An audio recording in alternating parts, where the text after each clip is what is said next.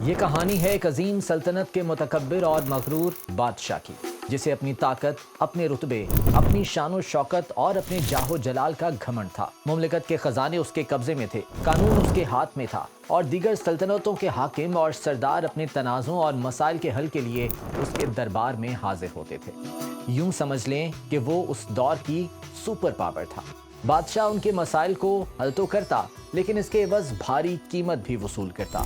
بادشاہ ہمیشہ ایک ہی بات دہراتا کہ میری اجازت کے بغیر کوئی سودا، کوئی کاروبار اور کوئی کھیل ممکن نہیں، اور اگر میں نہ چاہوں تو کوئی نہ آگے بڑھ سکتا ہے نہ پیچھے ہٹ سکتا ہے۔ اور شاید حقیقت کچھ ایسی ہی تھی۔ وہ بادشاہوں کا بادشاہ تھا، لیکن عام عوام کی اس تک رسائی نہیں تھی۔ عام آدمی کو ایسا لگتا تھا کہ جیسے اس بادشاہ کا دور کبھی ختم نہیں ہوگا، لیکن یہ غلط تھا۔ اس دنیا میں ہر عروج کو زوال اور ہر طاقت کا اختتام ہے۔ ایک وقت آیا جب اس بادشاہ کا بھی ڈاؤن فال شروع ہو گیا، اور اس کی وجہ بنا ایک ذہین اور چالاک نوجوان۔ میں ہوں ذیشان بشیر اور آپ دیکھ رہے ہیں سنو ڈیجیٹل۔ بادشاہ وقت کی کابینہ سے ایک ایسا نوجوان ابھرا جس کے پاس دولت تو کم تھی، لیکن تھا وہ ذہانت کی معراج پر۔ عام شہری جو بادشاہ کے دربار تک رسائی حاصل نہ کر پاتے، یہ نوجوان نہ صرف ان کے مسائل کو سنتا بلکہ انتہائی حقیر معاوضے اور کبھی کبھار بلا معاوضہ بھی انہیں حل کر دیتا۔ اپنی اسی ذہانت اور عوام دوستی کی وجہ سے یہ نوجوان بہت جلد مقبولیت حاصل کر گیا۔ نوجوان ذہین ہی نہیں بلکہ موقع شناس اور بہادر بھی تھا، اس لیے اس نے اپنی مقبولیت کا بھرپور استعمال کیا۔ ہر روز نئے سے نئے آئیڈیاز لے کر آتا اور عوام میں اپنی مقبولیت کو کیش کرواتا۔ وہ لوگوں میں بیٹھ کر بار بار ایک ہی بات دہراتا کہ بادشاہ کا زمانہ گزر چکا، اب میرا دور ہے، اور جلد ہی پورے ملک میں میری حکومت ہوگی۔ نوجوان کی روز بروز بڑھتی مقبولیت کی سنگن بادشاہ تک بھی جا پہنچی تھی، جس پر بادشاہ کو فکر کے ساتھ ساتھ غصہ بھی تھا، لیکن وہ طاقت اور فضیلت کے باوجود کچھ کرنے سے قاصر تھا، کیونکہ نوجوان کے پیچھے اس کے اپنے ملک کی رایا تھی، اور وہ سمجھتا تھا کہ نوجوان کی مقبولیت اور اس کی اپنی نامقبولیت میں سارا قصور اس کا اپنا ہے کہ اس نے اپنی رایا سے نہ رابطہ رکھا اور نہ ہی ان کے مسائل حل کیے۔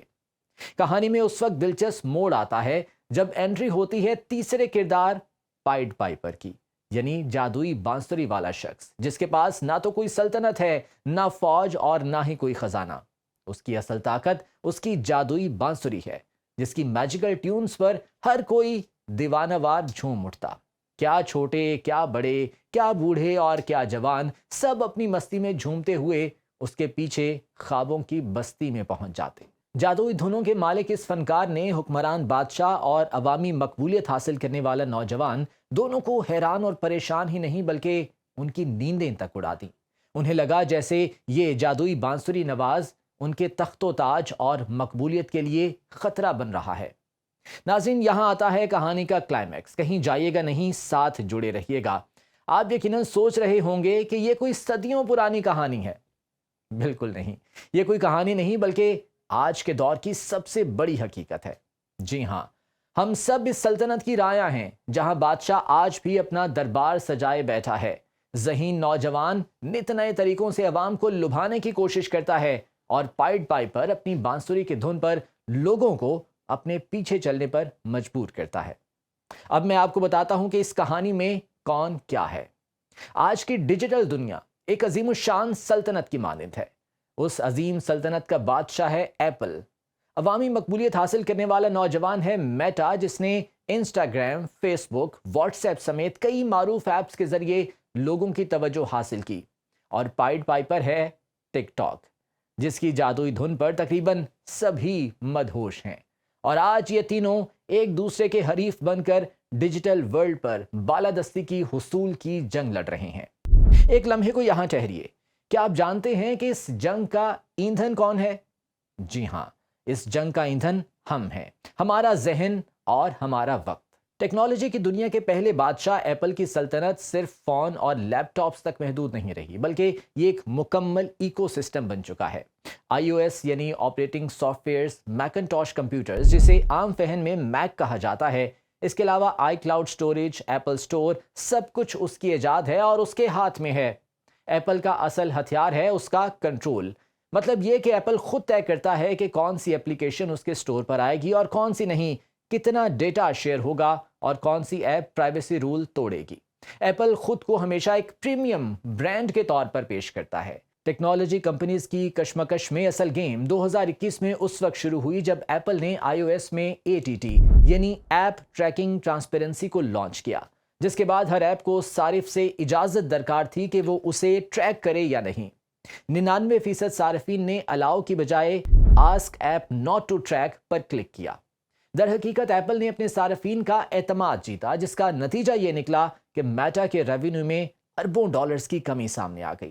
ایڈورٹائزرز کو ٹارگٹ آڈینس ملنا بند ہو گئی، فیس بک کے شیئرز گر گئے۔ ایپل نے آئی فون کو ایک ڈیجیٹل گیٹ کیپر بنا لیا اور دنیا سے کہا کہ ہم پرائیویسی کے محافظ ہیں۔ یہ تھا پہلا بڑا وار جس نے میٹا کی کمر توڑ دی۔ جی ہاں، ایپل واقعی آپ کے تصورات اور نجی زندگی کے ساتھ ساتھ کاروباری رازوں کا بھی محافظ بن کر ابھرا۔ اب سنیے میٹا کی عوامی مقبولیت کا قصہ۔ 2021 سے پہلے تک یہ صرف ایک سوشل میڈیا پلیٹ فارم تک محدود تھا جس کا نام تھا فیس بک، مگر پھر یہ میسنجر، انسٹاگرام، واٹس ایپ، ان سب کو ملا کر دنیا کا سب سے بڑا عوامی سوشل نیٹ ورک بن گیا۔ اس کا اصل ہتھیار ہے عوام تک آسان اور بلا روک ٹوک رسائی۔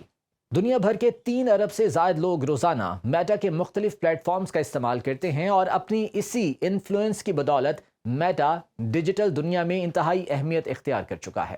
میٹا کا خواب ہے کہ وہ ایپل کی طرح پورے ڈیجیٹل ورلڈ کو کنٹرول کرے۔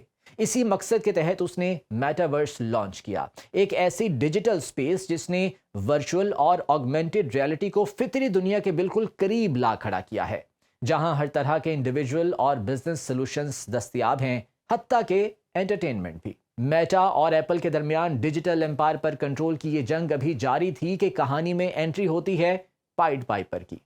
یہ قصہ ہے سال 2016 کا، جب چین کی کمپنی بائٹ ڈانس نے ٹک ٹاک نامی ایک ایسی اپلیکیشن لانچ کی جس پر محض چند سیکنڈز کی ویڈیو شیئر کی جا سکتی تھی۔ اب ذرا تصور کیجئے، ایک جانب ایپل اور فیس بک جیسے کارپوریٹ اور ڈیجیٹل دنیا کے جائنٹس، اور دوسری جانب ایک معمولی سی شارٹ ویڈیو شیئرنگ ایپ۔ بظاہر کوئی کمپیریزن نہیں، اور شاید یہی وجہ ہے کہ کسی نے ٹک ٹاک کی جانب کوئی دھیان نہیں دیا۔ لیکن چند ہی سالوں میں اس معمولی سی ایپ نے ڈیجیٹل ورلڈ کے بڑے کھلاڑیوں کو ہلا کر رکھ دیا۔ ٹک ٹاک کے پاس کوئی بڑے خزانے تو نہیں تھے، لیکن اس کے پاس الگوریدم تھا جس نے اس کو اپنا ہتھیار بنایا۔ ایک ایسے دھن جو انسان کی نفسیات کو کیچ کرتی ہے، جو آپ کے ٹیسٹ کو آپ سے بہتر جانتی ہے۔ شارٹ ویڈیوز، لگاتار سکرولنگ، دلچسپ کانٹینٹ، ٹک ٹاک کے الگوریدم نے جادو کر دکھایا اور چند ہی سالوں میں میٹا سے لاکھوں نہیں بلکہ کروڑوں صارفین چھین لیے۔ میٹا نے جواباً فیس بک ریلز لانچ کی، ٹک ٹاک کو روکنے کے لیے اربوں ڈالرز کے اشتہارات لگائے، اپنے پلیٹ فارمز پر ٹک ٹاک کی ویڈیوز ریسٹرکٹ کرنا شروع کر دی، سیاسی سطح پر حکومتوں کو پریشرائز کیا کہ ٹک ٹاک کو بین کیا جائے، اور ایسا ہوا بھی۔ لیکن یہ سب بے سود رہا، اور آج ٹک ٹاک دنیا کی ٹاپ پاپولر ایپس میں سے ایک ہے جس نے ڈیجیٹل ورلڈ کے تمام کھلاڑیوں کی نیندیں حرام کر رکھی ہیں۔ یہاں تک کہ آج امریکہ میں یہ بحث چھڑ چکی ہے کہ کیا ٹک ٹاک چین کے ہاتھ میں ایک ٹروجن ہارس ہے۔ لا میکرز کہتے ہیں کہ یہ ایپ نوجوان نسل کے مائنڈز کو کیپچر کر رہی ہے۔ ایف بی آئی نے وارننگ دی کہ ٹک ٹاک کے ذریعے امریکی حساس ڈیٹا چین کے ہاتھ لگ سکتا ہے، حتیٰ کہ واشنگٹن میں ٹک ٹاک پر مکمل پابندی کی باتیں شروع ہو گئیں۔ میٹا نے بھی پس پردہ لابنگ بڑھائی، اپنے میٹاورس اور اے آئی پر اربوں ڈالرز خرچ کیے تاکہ ڈومیننس واپس حاصل کر سکے۔ ایپل نے پرائیویسی کے نام پر ٹک ٹاک کے بزنس ماڈل کو توڑنے کی کوشش کی، لیکن ٹک ٹاک نے سمارٹ موو کھیلتے ہوئے یو ایس میں اپنے ڈیٹا سینٹرز بنائے، ٹرانسپیرنسی رپورٹس شائع کیں اور کریٹرز کے ذریعے عوامی حمایت حاصل کی۔ صورتحال ایسی ہے کہ یہ لڑائی اب نیریٹو بلڈنگ کی ایک بڑی جنگ میں تبدیل ہو چکی ہے۔ اس لڑائی میں بظاہر تینوں حریف ایک دوسرے کے خلاف نظر آتے ہیں، لیکن سب کا ٹارگٹ ایک ہے: میرے اور آپ کے ذہن اور سوچ پر قبضہ کرنا۔ ہم سمجھتے ہیں کہ شاید ہم یہ ایپس استعمال کر رہے ہیں، لیکن حقیقت میں یہ ایپس ہمیں استعمال کر رہی ہیں۔ میٹا اس کوشش میں ہے کہ سوشل میڈیا پر اس کی اجارہ داری واپس آ جائے اور آپ اپنا زیادہ وقت فیس بک، انسٹاگرام یا واٹس ایپ پر گزاریں۔ ٹک ٹاک کی خواہش ہے کہ آپ کی راتیں اس کے پلیٹ فارم پر موجود شارٹ ویڈیوز میں گم ہو جائیں۔ एप्पल प्राइवेसी का नारा लगाकर ये चाहता है कि हर यूजर का मोबाइल इकोसिस्टम उसके कंट्रोल में रहे। ये जंग मुसलसल जारी है। हर नया iOS अपडेट, हर नई ऐप लॉन्च और हर नई मीडिया कैंपेन इसी जंग का हिस्सा है। जरा सोचिए, जब आप इंस्टा रील्स स्क्रॉल करते हैं, जब टिकटॉक पर वीडियोस देखकर खुश होते हैं या अपने आईफोन पर कोई नया प्राइवेसी पॉपअप देखते हैं, तो ये महज आपकी एक्टिविटी नहीं है, बल्कि एक तरह की वर्ल्ड वॉर है, डिजिटल दुनिया की वॉर ऑफ डोमिनेंस। लेकिन असल सवाल यह है कि इस जंग में जीतेगा कौन और हार किसका मुकद्दर बनेगी?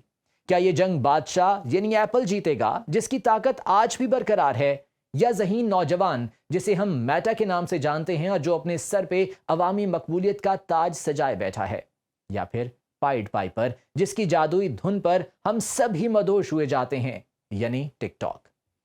या शायद ये जंग सिर्फ हमारे खिलाफ है, इसलिए ऐसा भी हो सकता है कि ये तीनों जीत जाएं और हारने वाले सिर्फ हम हों, क्योंकि हमारा वक्त, हमारा जहन और हमारी सोच इस डोमिनेंस वॉर में ईंधन के तौर पर इस्तेमाल हो रहे हैं।